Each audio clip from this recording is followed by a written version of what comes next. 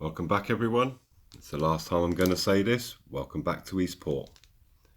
No, I'm not giving up model trains, but I've decided, and it's been a few weeks, writing down pros and cons and doing some research. I know most of you guys know that I'm moving into a bigger room, but that room is abroad. So I'm just going to spin the camera. As you can see, I've taken, and let me just zoom out a little bit. I've taken most of the stuff from the right side up. Two reasons for this. One, I wanted to obviously pack away a lot of the bits and pieces, and basically I've got rid of all my OO gauge stuff and anything that's sort of definitely British looking. I've sold that, and I want to make a couple of baseboards and start building the modules, because I am moving into a fair size room and I'm moving to Poland. So I'm basically got what they call an above ground cellar. It's a sizable room, so I can have some nice sweeping curves, and got some big plans. As I said, I wanted to keep everything pretty much from the Bubba Gump shrimp area. All the boards are actually underneath that board there, laying upright. There's a few things, the signal box, the 125s, the what do you call it, the network rail building here. Those buildings they're definitely British, so I've kind of sold them, and I should get a European signal box for down there. I'm going to keep those buildings. I think I can get away with them being as they are. I'm still going to sort of do a port. There's going to be plenty of rivers, because Poland has lots of rivers, and I will keep actually Eastport station as it is, but I will have to raise up the tracks because the platforms are a little bit high. But it's just a case of soaking the tracks and then putting a board down and relaying the track and making the adjustments, and it'll be a through station then, and it'll be the secondary station because I'm going to have the main station over the other side. I know exactly what I'm going to model. I've got plenty of ideas. I'm really looking forward to this build. I'm happy with my decision, and even more so because this is what the video is about. This is episode 1 of the new build, and I'm going to show you basically new items that I've acquired already. As I said, I've sold all my OO gauge, and I'm really, to quite frank, I'm quite pleased about that. So I've got a rake of these. I think they're new old stock. I've got them really cheap. They said they haven't been out of the box. Just literally bought one up to show you. You can see a new loco at the back there. PKP. This is Polish Railways. We'll come on to that in a second. I just wanted to show you the difference between model shops in Europe and models in HO to pretty much the stuff we get over here. And honestly, having got this loco now, I know that Roco have always built fantastic stuff. Fleischmann, Tricks, Pico, they've always made solid locos, but I'm just shocked at even with I'm not going to mention any names, but even with the best UK manufacturer compared to what I've got today, it's just a massive difference. So I got it from Model Bowl Fisher. I have brought stuff from them before. You get a little bag of sweeties, and obviously the receipt in a nice, plastic cover. It's all nice and presentable. Obviously they've stuck in a couple of magazines to tempt me to buy some more stuff from them, but the prices are really cheap. Actually, that loco I'll show you in a minute is £60 cheaper from Germany than any UK seller that was selling it. And it came in, the usual standard kind of box that you get from these companies.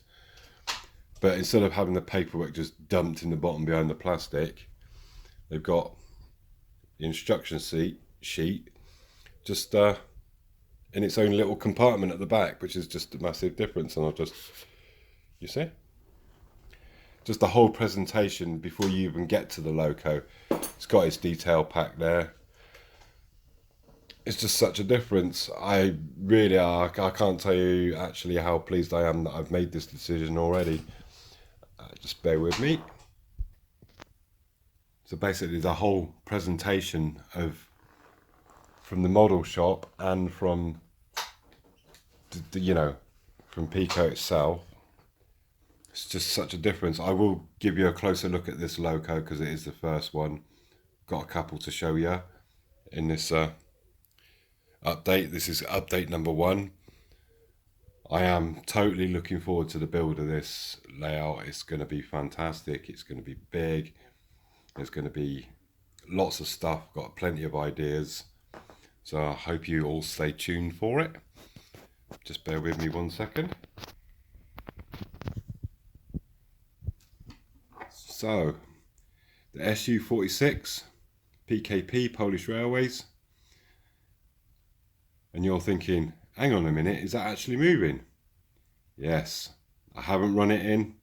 I've literally just stuck it on put a decoder in, and I've stuck it in the track.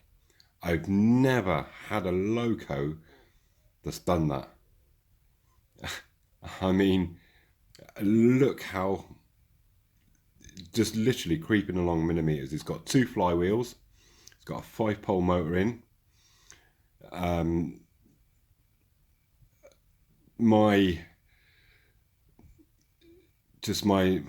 can't even say level of happiness. This is just outstanding. This is quality workmanship that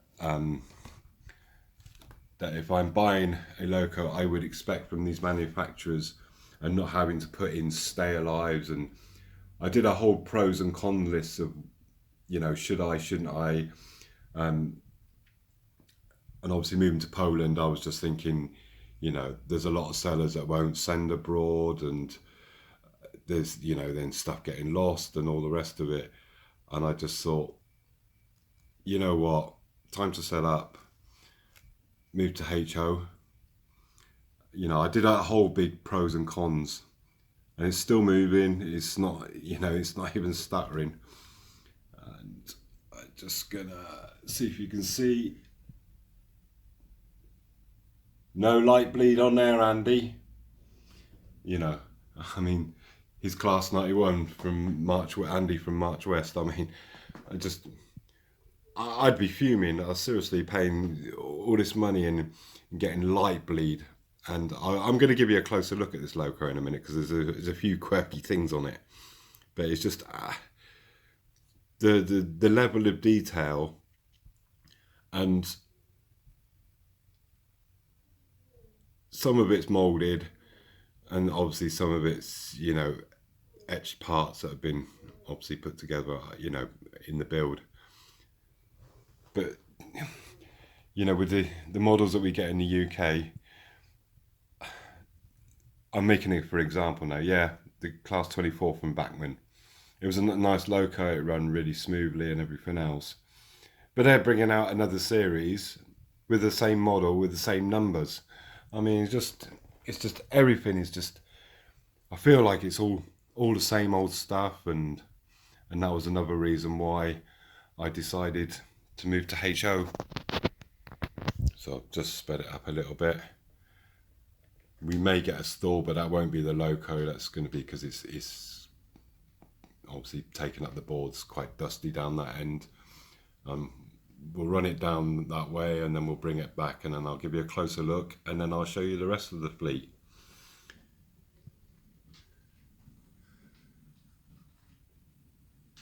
Can you hear that? Of course you can't, because it's just absolutely silent.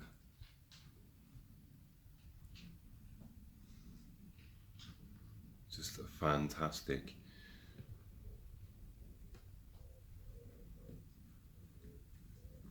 I think this is the best move that I've ever done, is moving to HO.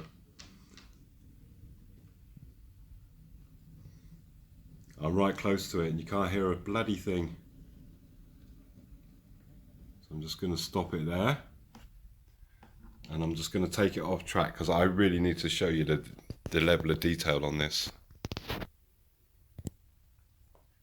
As I said, I'm not going to do it with all the locos. I just want to do it with this one because one, it's the first one. And I've got the detail fittings for the front there, all the sandpipes and stuff. Concerns me a little bit is why would you have a wing mirror on a bloody loco? But it just, and look, if you can see inside the cab there, see if I can get a side view. It's just massive amounts of room to place figures in there. Just all the rivets and grills.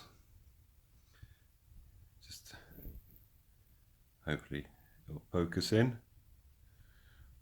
Just the level of detail is just absolutely amazing.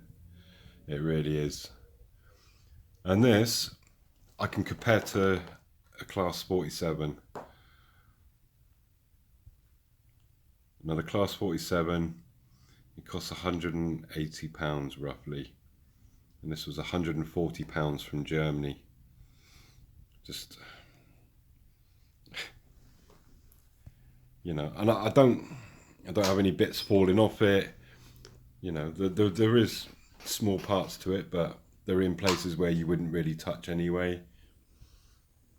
And yeah, I can't believe how quiet it is, how smooth it was out of the box. And just like I say, the whole detail on it is just absolutely amazing. So I just wanted to give you a closer look at this one. The rest will just run on track, but I'm just, yeah, I don't have to do anything with it. I don't have to put any stay alives. You know, it's just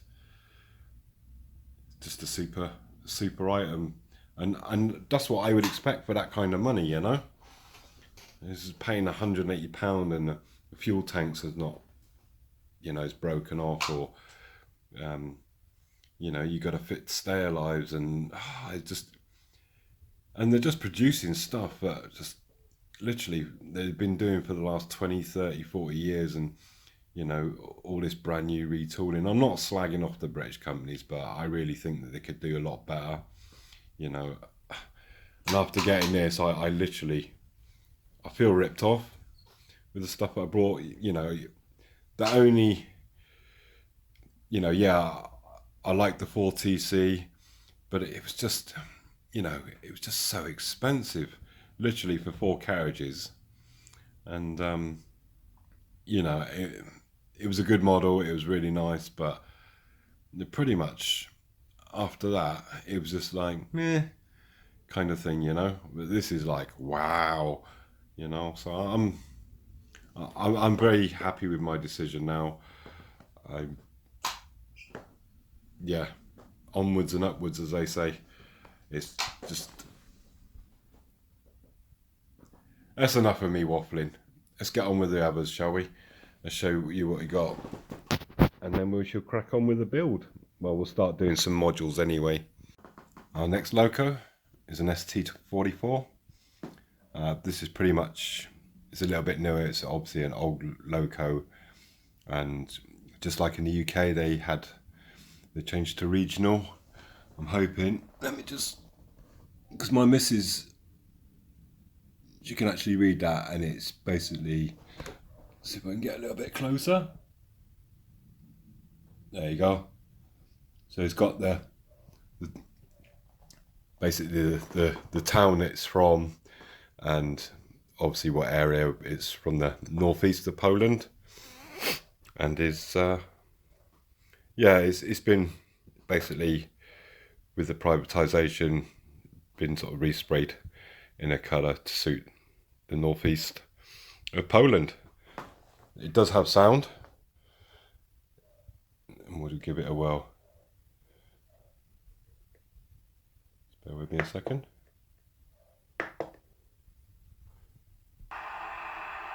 We've got the sound running. It's got a lot of functions to it. Now that one slows it down. So you just press the button and it automatically slows up. You press it again and it resumes a normal speed. Just going to stop it there. So you can hear the brake sounds. Still trying to figure out all the buttons on it. It's got lots of options.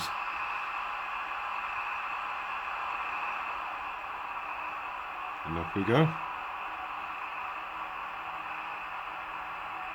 Again, 2 flywheels, 5-pole motor. Just seems to be a standard thing in Europe.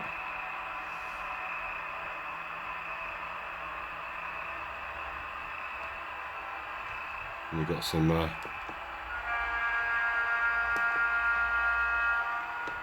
horny stuff. What else we got?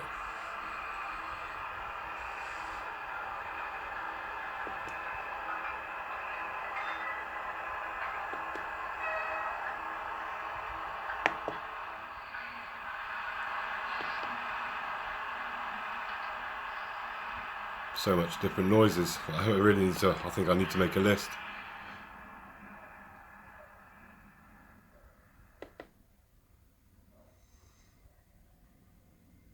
Let's just off for a minute.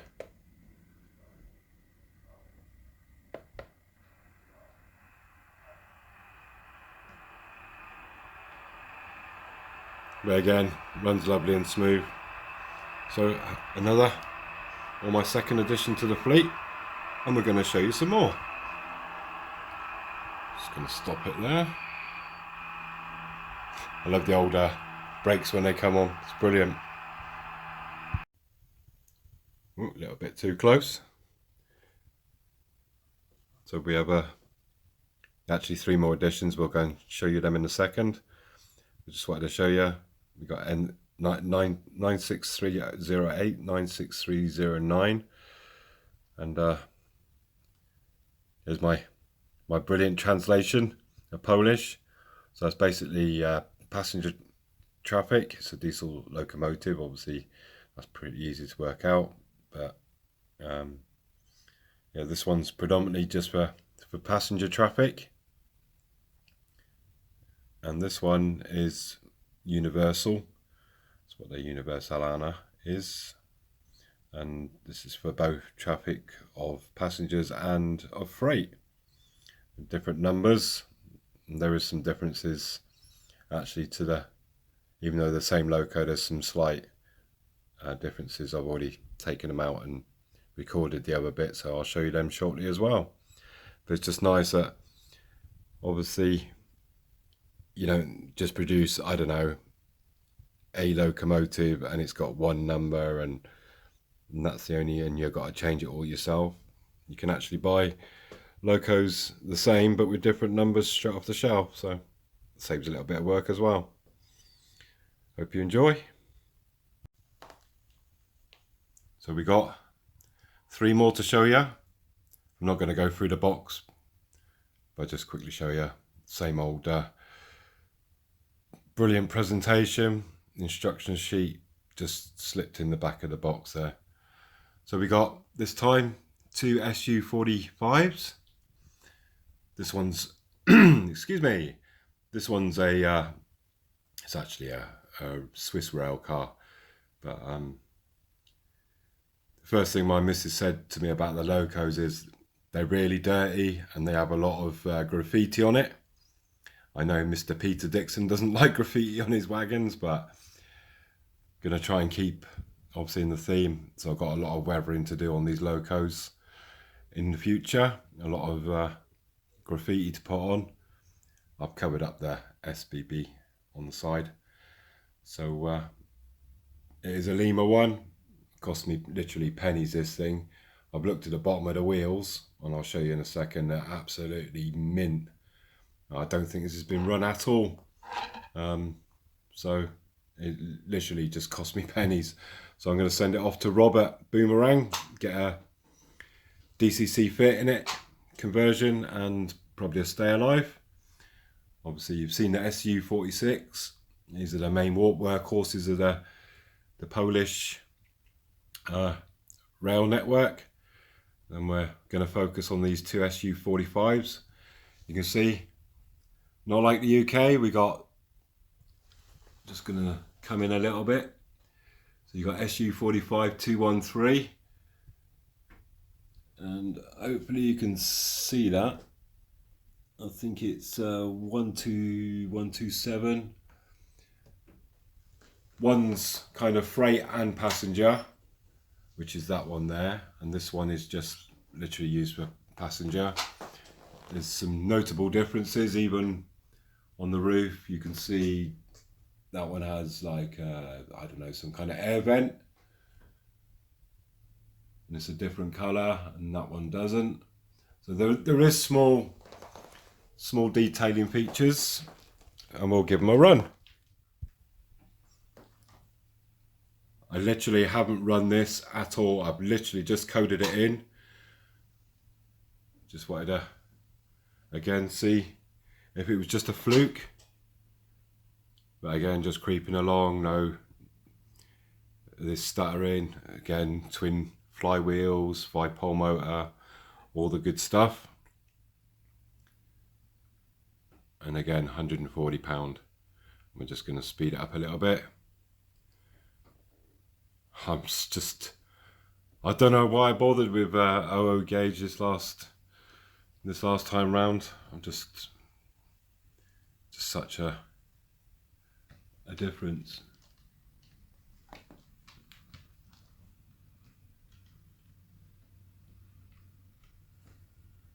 don't know if you can see the red lights there, LEDs. We'll bring it back. There we go. Just superb quality all round. Just so impressed. Even my missus said yesterday when we was taking these out of the box, obviously trying to fit a decoder in, and she's like, oh, she goes, they're really heavy. I said, yeah. So what we'll do is we'll move this one out of the way, give it a little bit of beans. So noisy, this loco. Not. Can't believe how quiet they are. You just can't hear the motor at all. So we'll leave that one just there, and then we'll give this one a bit of a tester.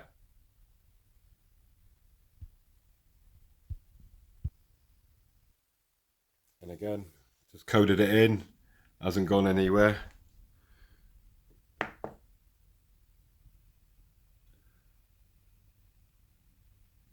And what a surprise! Like I said, I haven't even run these things in. I've just literally just coded them in, stuck them on track.